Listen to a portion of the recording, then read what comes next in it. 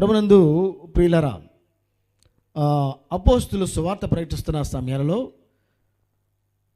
వారికి ఒక భిన్నమైన బోధలు ఏర్పడ్డాయి. ఏమిటి అంటే 24 వచనం మరలా చదువుదాం. కొందరు మా యొద్ద నుండి వెళ్ళి తమ బోధ చేత మీ మనసులను చెరుపుచున్నారని వింటిమి. చాలా జాగ్రత్తగా గమనించండి. మన సంఘానికే వస్తారు, మన సంఘంలోనే ఉంటారు. కొన్నాళ్ళు ఏం చేస్తారంటే దైవ సేవకుల మీద, దైవ సేవకుల కుటుంబం మీద నిందలేస్తారు, అవమానాలు పెడతారు, సంఘంలోంచి తొలగిపోతారు. మళ్ళీ ఆ సంఘానికి ఎవరు వస్తారో వాళ్ళ ఇంటికి వెళ్తారు. వీళ్ళు వెళ్ళి భిన్నమైన బోధ చేస్తారు. అక్కడ ఇలా జరుగుతుంది, ఇక్కడ ఇలా జరుగుతుందని. అపోస్తులు ఆ విధంగా చేశారు. అపోస్తులైన పౌలు గారి మీద, పేతురు గారి మీద, అపోస్తుల మీద ఆ విధంగానే బోధ చేశారు. చూడండి, మరలా చదవండి వచనాన్ని. కొందరు మా ఇద్దరు నుంచి, అంటే మాలోనే ఉన్నారు వాళ్ళు.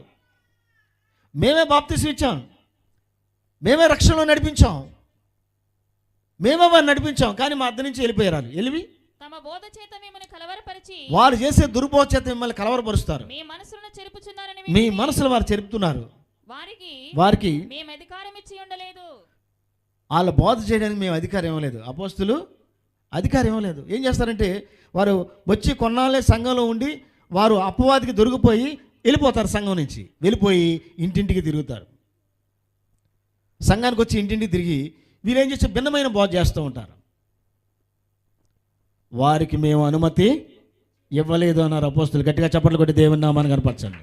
ఎందుకంటే అపవాది సింహాసనం వేసి కూర్చున్న చోట అపవాది బంధకాల్లో చిక్కున్నవారు వారు. దేవుణ్ణి, భక్తుల్ని దూషించేవాడు అపవాది సంబంధి. చాలా జాగ్రత్తగా గమనించండి.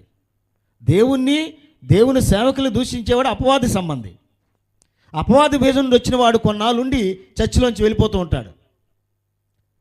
వెళ్ళిపోయి బాగా ఉన్నవారి కుటుంబాల దగ్గరికి వెళ్ళి ఆ దైవ సేవకుల కుటుంబాన్ని గురించి, దేవుని గురించి వాడు మాట్లాడి అపవాది యొక్క బీజం వాడిలో ఉంటుంది కనుక వాడు ఏం చేస్తాడంటే భిన్నమైన బోధ చేస్తాడు.